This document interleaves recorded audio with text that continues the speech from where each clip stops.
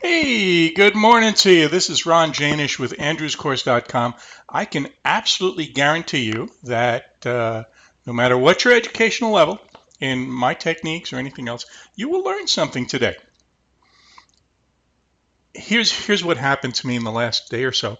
I went to a function last night which was kind of titled Predictive Data Analytics. Ooh, impressive. So I go to this thing, and they wanted people to do kind of a quick presentation on what they did.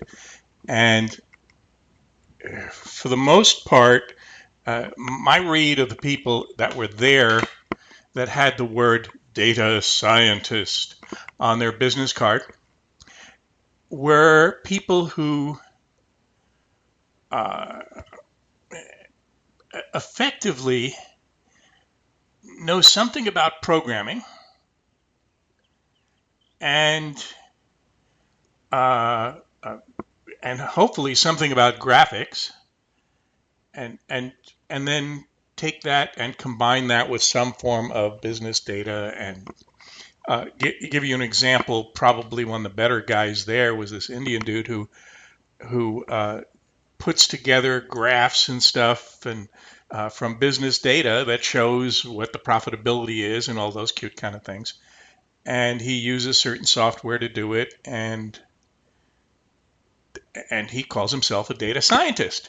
Now, the good news about that is that if you are a trader and you go to a function and people ask you what you do and you really don't want to say trader or get bored with the title, no problem. You can call yourself a predictive data scientist. This new term, data scientist, and by the way, data scientists typically make six figures plus. Uh, this new term, data scientist, is just spreading like crazy, and it, effectively, you guys that are traders are predictive data scientists. So that's the way it is. So that's something new. Let's take a look at the markets, and we can kind of jump on uh, what I put out in the video a few days ago.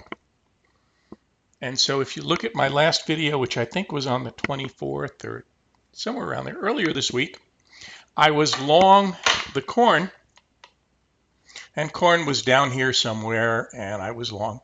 And today I finally got out, and uh, our profit wasn't 450, but it was a little less than that. But that's how much it went up on the day. And okay, so we got out of there, took a few shekels out. Okay, and let's see. Um, Cattle. I also mentioned to you that I am short the cattle. Now I'm still short the cattle. Okay. In the meantime, what cattle did, because this was probably back here that I went short the cattle somewhere. Yeah, somewhere around here. Here, somewhere. Yeah, somewhere. Yeah. Is cattle went down nicely and then went up again. Oh my God. But now, as you can see, with that same position, 123.875. Let's see where that is. 123.875. It's about over here, which is approximately where I went short. Um, I'm still short the cattle. And what we're looking for, this is what I described to Felipe today as part of what I call a cruise ship type system. If I was to go around the world on a cruise ship and I wanted to continue trading, the particular model I used for this particular trade is what I would use because it gives me an average of one or two trades a month, and they typically last 3 or 4 days. And in this case, they're ready on the fourth day, but it serves me real nice. The track record on is really kind of sweet, so that's why I like it. Let's see what else. God, my phone keeps ringing. Let's get rid of this guy. Boom. Okay. The other thing that I had a position on is in the 10 years. So still have the same position on. Now this puts me in kind of a dilemma / quandary because I wound up going short over here somewhere. See, 126.075. That would be about there, right there. So I wound up going short over here. And in the meantime, the market went down nicely and showed me a big fat profit of probably close to $1,000. And now is back up here again. And the open profit is only a little under 100. So the tech that we use suggests that this is going to go down a lot more. But I'm in kind of a quandary, and I'll tell you why. Because I'm getting feedback from my broker saying, hey, you need to get out of this thing. Even though you're on the short side, you need to get out as soon as possible, and yada, yada, yada. So that's one of the challenges I got going on here today. So otherwise, today is Friday, the 26th of May. It's the middle of the day, and so we're looking at Memorial Day weekend this weekend. And,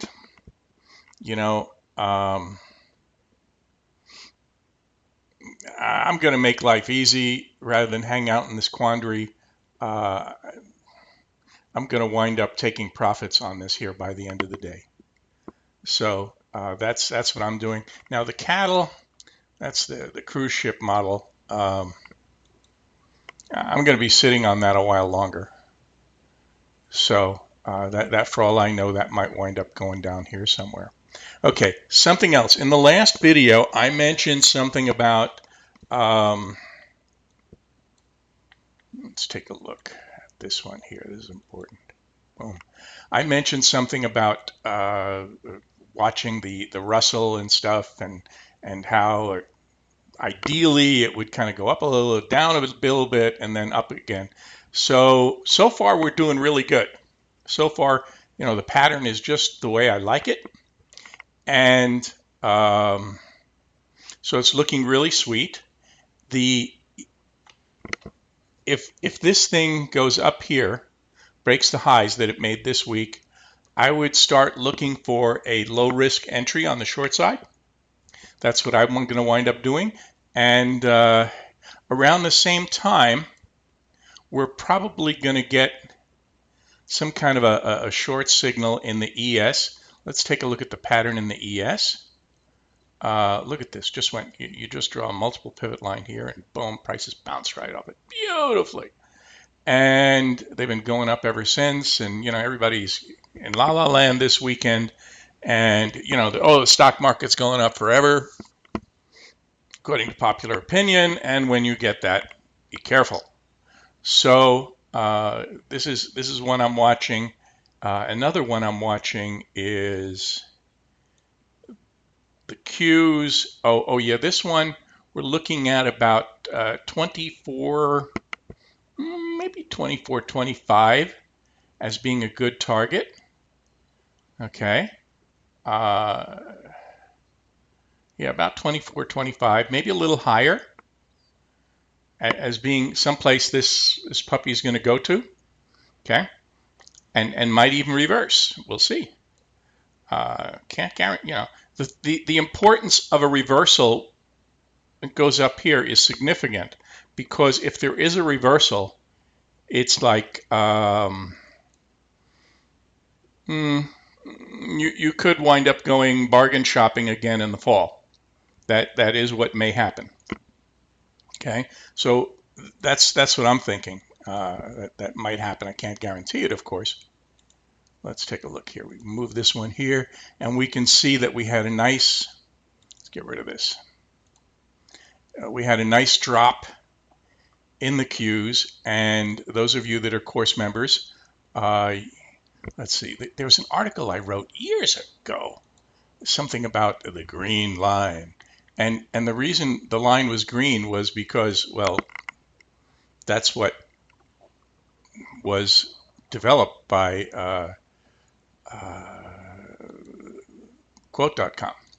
So one of the things we like to look for is the green line. Now that one may not work too well. Let's take a look. And the green line is nothing more than the far parallel. Okay. I don't know how well the green line concept is going to work here. Let me see. One of the problems is, that's always a challenge, is knowing where to draw your, yeah, see it's already past the far parallel if you look up here. So, but the basic pattern is one that is very encouraging. Let's see the ES, if I can do this green line thing here. Oh, geez. Let's try this.